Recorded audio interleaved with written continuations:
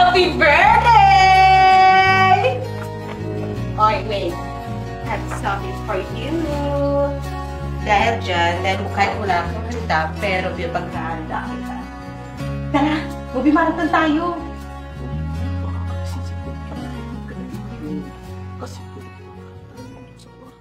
Ano ka ba?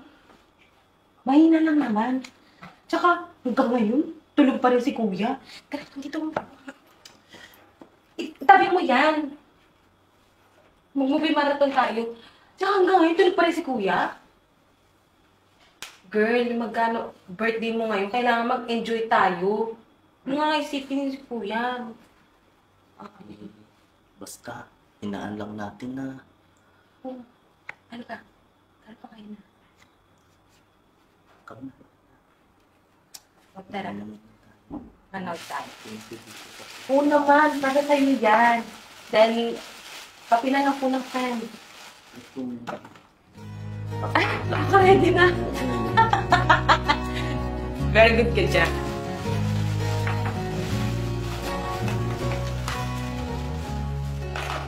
Ay, oh!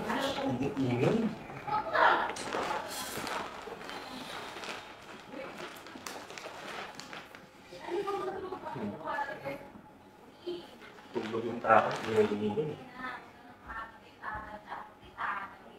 Oo, yan. Ito gusto mo? Ay, wait lang. Gusto mo kumain? Huwag nga kumuha ka dyan. Wait lang. Ano ba yun? Parang ka naman ano? Birthday mo ngayon. Hindi yan. Hoy, Lester! Hello, Kuya. Hello, hello. Kala mo kasi mo nito, no? Alam mo, tulog ako, di ba? Ikaw talaga wala ka tagang pakinabang sa bahay na to, eh, no? Kuya, si Marla po Ano? kasi yung... Ha? Ulit nga, sumasagot ka na? Ha? Hoy, bakla, ito tatandaan mo, ha? Kahit anong gawin mo, pabigat ka sa bahay na to. Ano? Tampalad ka na? Ha? Tumulong yan ka, suntukan tayo dito. Ano? Kuya, tama na. Ako po talaga yung nag-aya kay Lester. Kasi birthday niya ngayon. Alam mo, wala akong pakialam kay birthday niya. A-attend lang ako kapag burol niya. Ikaw ha, pagbalik ko, nabibisit na ako. Malilinti kang masara, tingnan mo. Malis ka.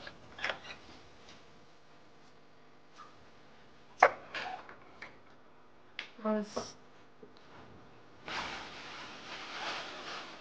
Okay ka lang ba? Oo. Kuya ito. Minsan, salamat na pala sa pag-birthday mo sa akin. Hindi naman.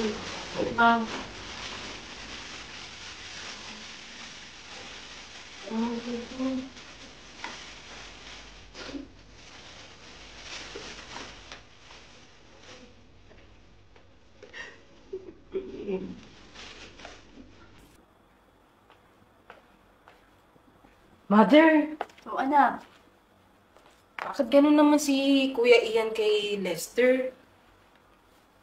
naku anak, ewan ko ba sa bata na yan? Eh, simula nung na-aksidente sila, si Lester pa rin ang laging sinisisi niya. Bakit naman ganun? Eh, hindi naman kasalanan ni Lester na nakaligtas siya dun sa sa aksidente, di ba? Dala lang yun ng selos, anak. Kasi noon, laging pinapaboran si Lester ng mga magulang niya. Kaya akala ni Ian, inaagaw ni Lester yung mga magulang nila. Grabe naman si Kuya Ian. Swerte niya na nga kasi may kapatid siya eh. Kasi kung ako yun, mas mamahalin ko yun ng sobra. Anak, ang tao, pag meron sila, hindi pinapahalagahan. Pero pag wala na, yan pa nila pinapahalagahan. Ay, kawawa naman si Lester. Halika nga dito, anak. Tulungan mo nga ako at nang matapos na to. At matulog na tayo. Alright. Ano yan? Aray ko. Ano yan? Gusto mo kasi.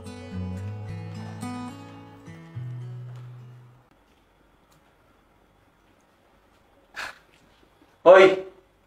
Alam mo, ayos ka rin eh, no? Ano ka, boss? Tumayo ka nga dyan pagluto mo ako. Masama kasi pakiramdam ko. Ano gusto mo gawin ko pag Tita, nandiyan pala kayo. Ano? May sinubong nilam yung kapatid kong bakla sa inyo. Iyan, nasa hospital si Lester. Tinakbo ni Myla doon. At saka malala na yung sakit niya. At ayaw niya ipasabi sa'yo. Alam mo, tita, wala akong pakialam eh. Buti nga sa kanya yun eh. Ano, may sabihin pa ba kayo? Kasi magpapahinga na ako. Bakit ka ba ganyan sa kapatid mo?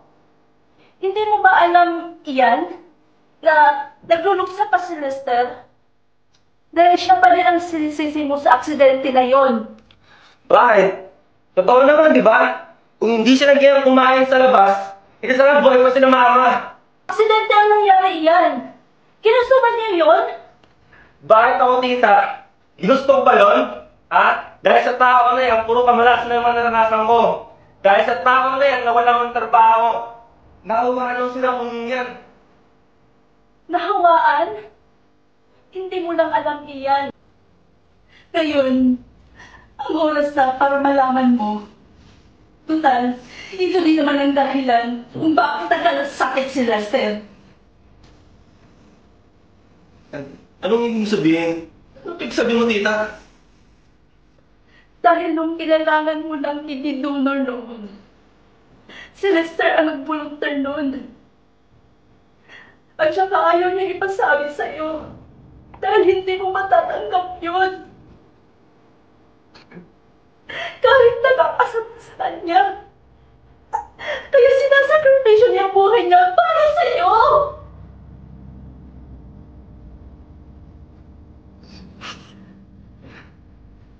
Papatawa ka ba, tita? Yung baklang yun gagawin sa akin? Hindi totoo yan. Hindi totoo yun.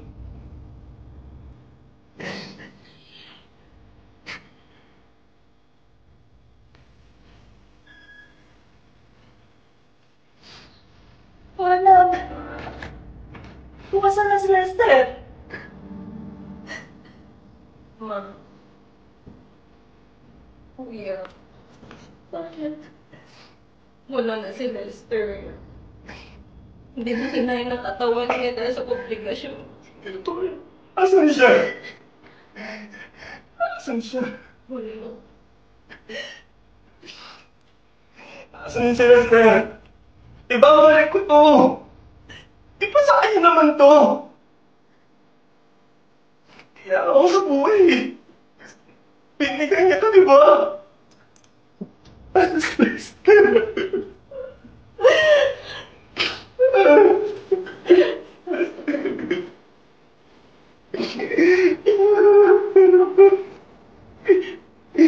Ibabalik ko sa kanya to!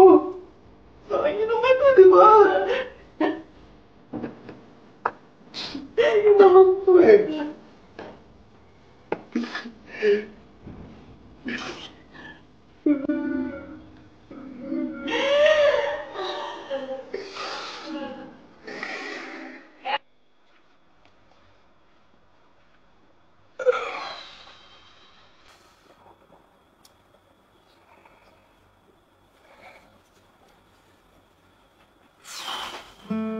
Tol, karawan mo pala ngayon. Saan ka ba ngayon? Sana mapatawad mo ako. Alam kong masaya ka na dyan kasi kasama mo na sila mama at papa. Yahan nyo, aayusin ko yung buhay ko dito para sa inyo. Mahal na mahal kita, kapatid.